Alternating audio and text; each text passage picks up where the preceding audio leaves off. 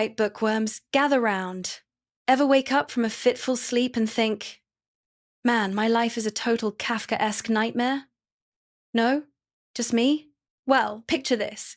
You jolt awake and bam, you're not you anymore. You're a giant freaking bug. A grotesque beetly thing with a pot belly and stubby legs. Sounds like the plot of some B-movie horror flick, right? But hold on. This isn't some schlocky creature feature. This is The Metamorphosis by Franz Kafka, a literary heavyweight that's been knocking socks off since the 20th century. This book is a must-read that will make you question everything that you know. Seriously, if you haven't read it, you need to. And hey, if you're feeling generous, grab a copy and support the author and the translators. Let's be real. I've dropped a link in the comments and description below.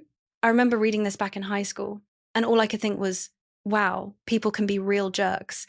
But now, stepping out into the real world with all its glorious and not so glorious realities, I revisited this book and bam, it hit me like a ton of bricks. Kafka, with his trademark dry, detached tone, is telling a story that, stripped of its fantastical elements, is achingly relatable. That bug lurking in the shadows, it's a miniature version of so many of us adults.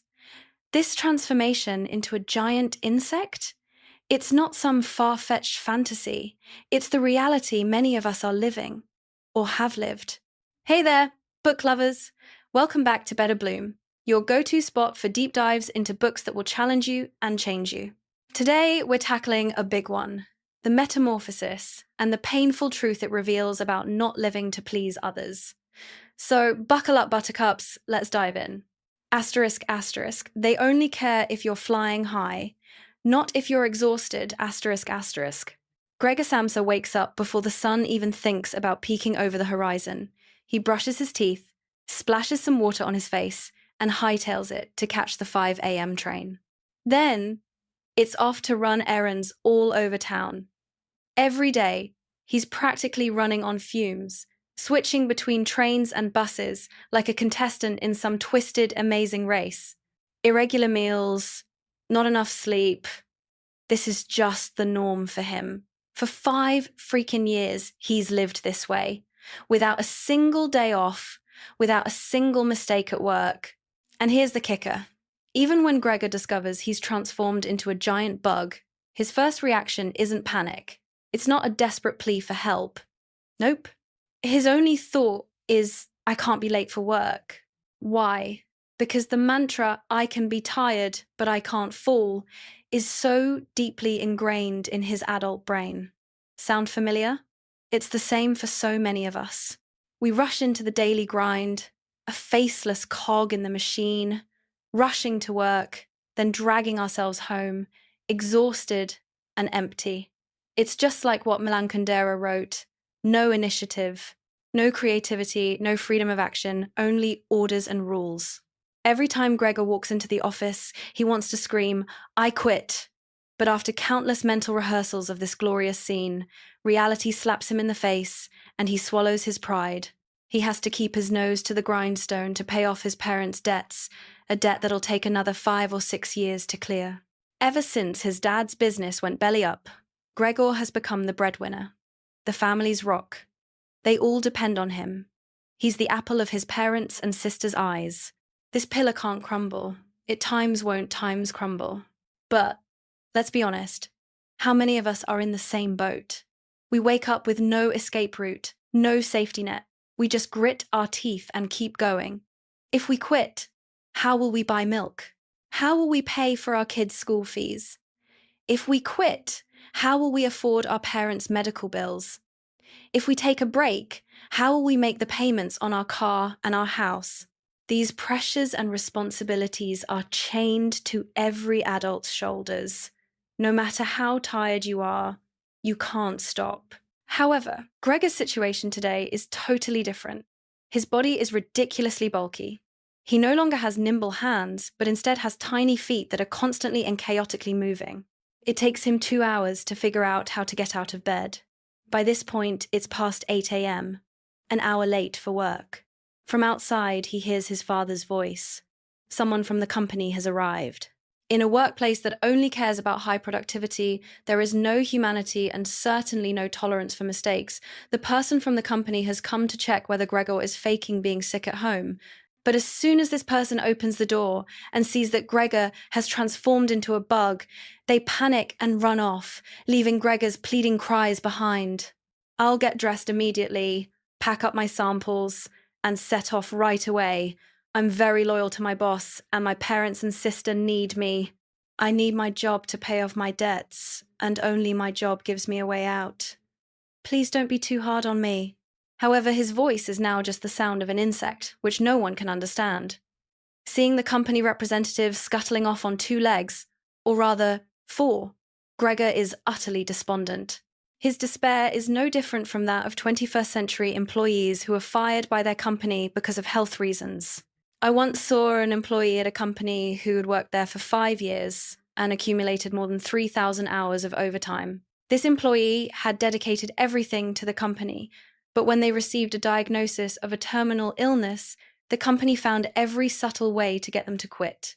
There's a saying that people only care whether you fly high and don't care whether you're tired. Similarly, no one sympathizes with Gregor's situation or the reason why he has transformed into a bug, and no one researches how to help him. The truth is that people only care about their own interests. Before entering society, everyone is full of ambitions and expectations.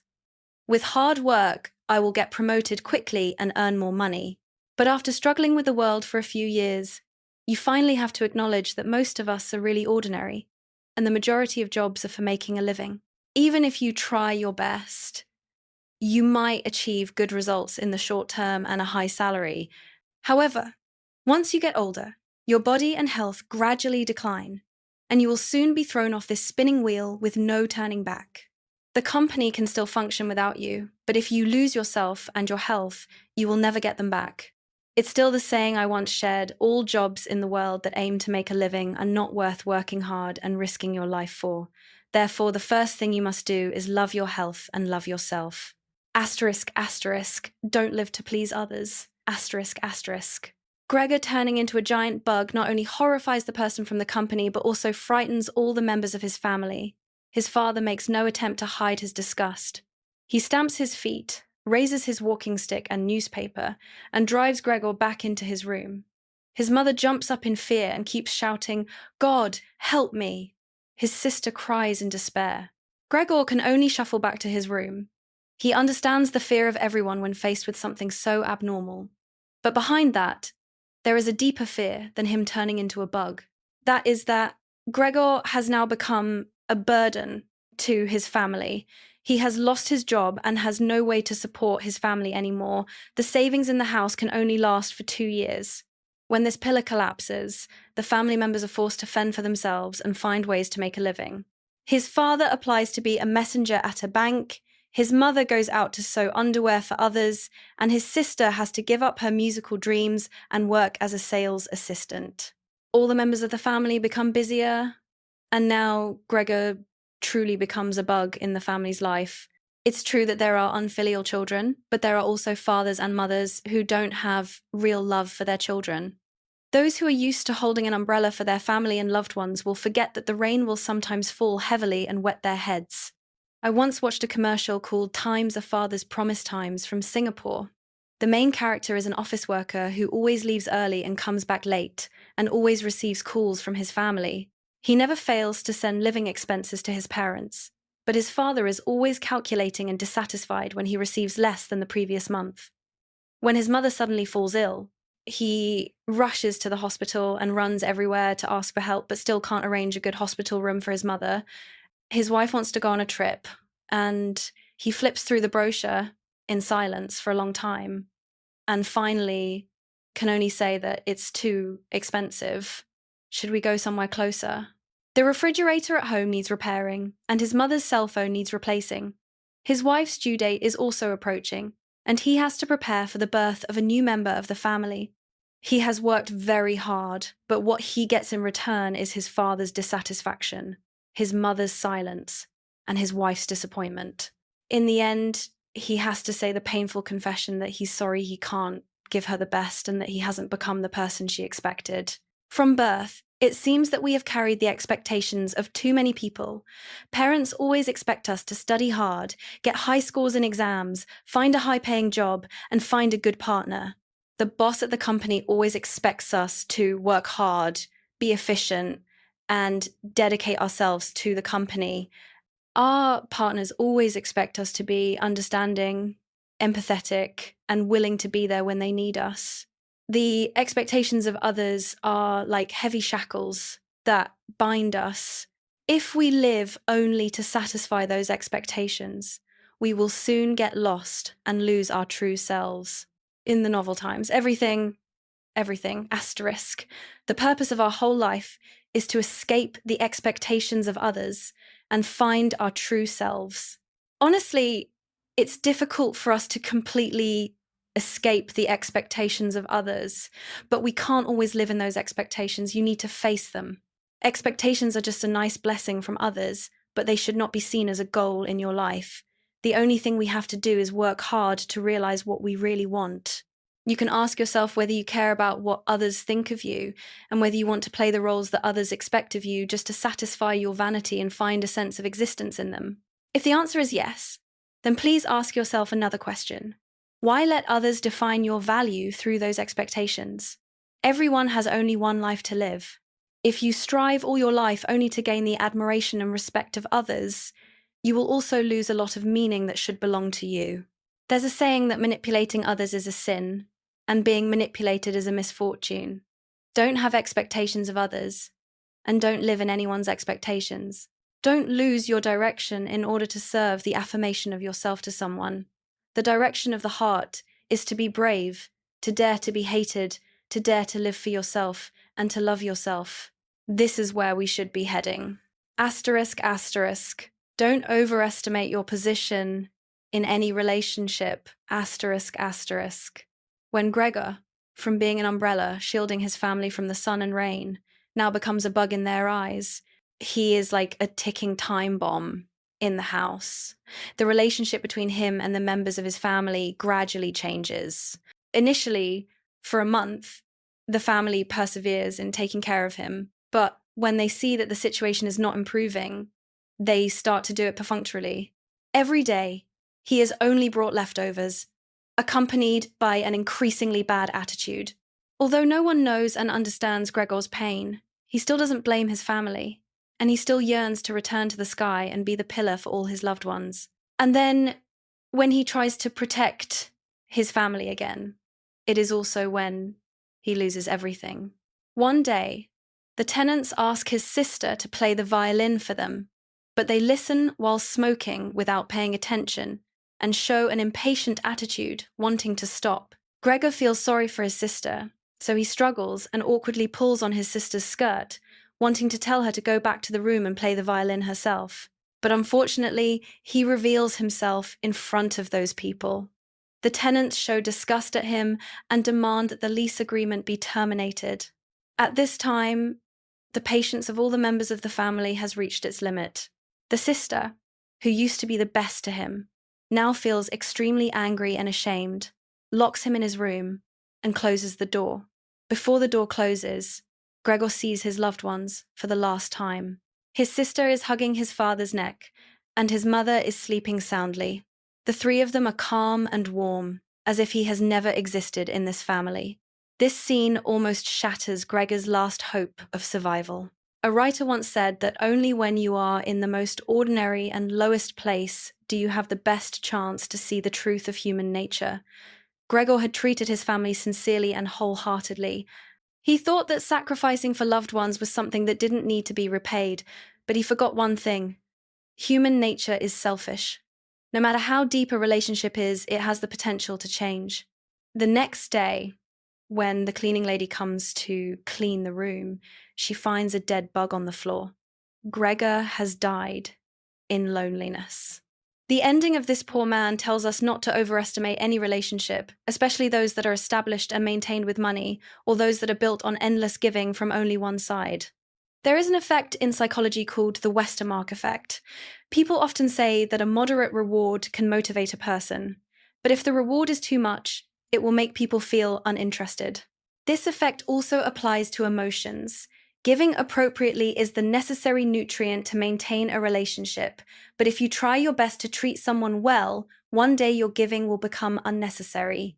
The author of Times Blow Your Mind Times said that you should love yourself and not give all your love soul and strength as a gift and waste it in unnecessary places and on people who despise you.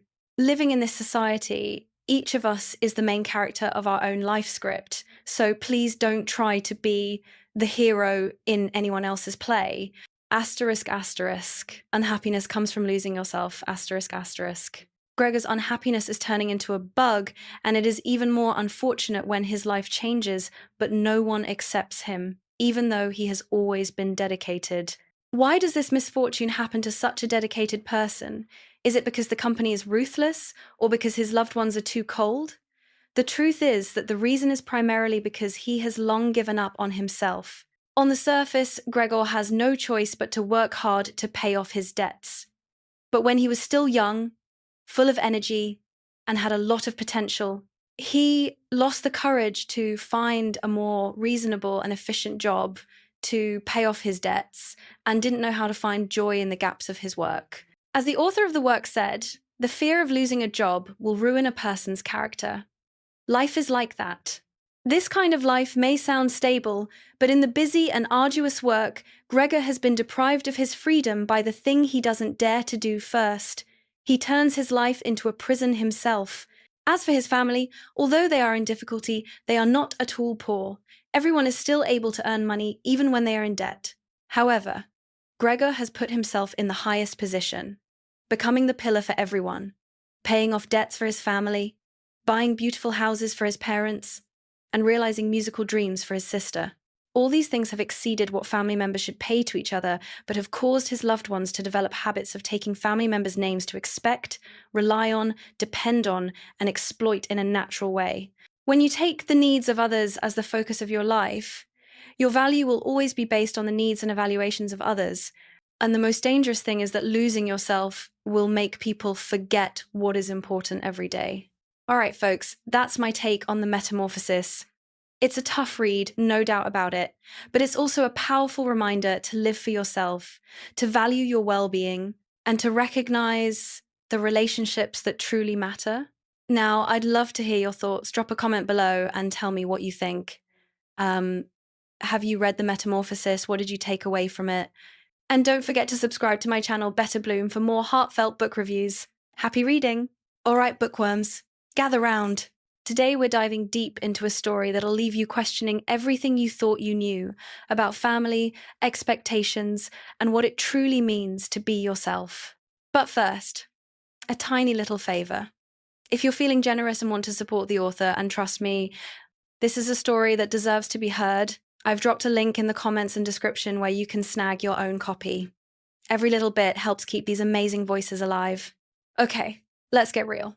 Have you ever felt like you were living someone else's life? Like you were constantly trying to fit into a mold that just wasn't you? This story hits hard if you've ever been there. It's a tale that forces you to look inward, to confront those moments where you might have compromised your own truth just to please someone else. It's about those times you debated between fighting what you know is wrong, twisted, or conforming just to get along, and becoming a slave to a life that isn't yours. For our protagonist, familial acceptance is the only thing keeping him going. It's the only reason he can come close to accepting what he's become. He continues to exist as some sort of bug or insect. But what happens when that acceptance crumbles? When the very people you're trying to please turn their backs on you? Our protagonist, someone who's always lived for others, loses his reason for being. The irony? His family is relieved after his death. Talk about a gut punch, right? What's even more chilling is that his parents, instead of mourning, simply transfer their hopes and dreams onto his younger sister. It makes you wonder, doesn't it? Seeing that young, vibrant sister, you can't help but worry if she'll face the same fate. Will she, like her brother, become a metaphorical butterfly, beautiful but ultimately broken by the weight of expectation? What if she, too, spends her life trying to live up to someone else's standards, trying to fulfill her parents' dreams instead of her own. The truth is, even if we haven't literally transformed into insects, many of us are like Gregor. We're constantly bending, shaping, and contorting ourselves to fit into other people's expectations. This transformation might be a punishment for Gregor, but it's also a stark warning for all of us. We need to recognize the people who take our efforts for granted, who see our sacrifices as their due. Our purpose in life isn't to be what others need us to be. Our efforts, our contributions, shouldn't be taken as mere entitlements. It's about ensuring that your values shape a life that's truly yours. Think of others, yes, but don't forget to live for yourself. That's the strongest armor you can wear in this life. And remember this: you are not your parents' unfulfilled dreams, you are not your children's servant, and you are definitely not someone else's shadow. The most important thing in life is to confront your true self. When you start living authentically, your life becomes more confident, more free. I want to wrap up today's reflection with a quote from the insightful Duyen Dang. We once yearned for the recognition of the outside world, but ultimately realized that this world is our own and has nothing to do with others. I hope that this inspires both you and me to live true to our own light, to bravely step forward and meet the best version of ourselves. Thanks for tuning in. If this resonated with you, share it with someone who needs to hear it. And don't forget to hit that like button, subscribe, and ring the bell so you don't miss the next video. Before I go, if you want to hear more from me and what is on my mind, follow me and Better Bloom on all socials. Thanks again, and I'll catch you in the next video. I'd love to hear your thoughts. Drop a comment below and tell me what you think.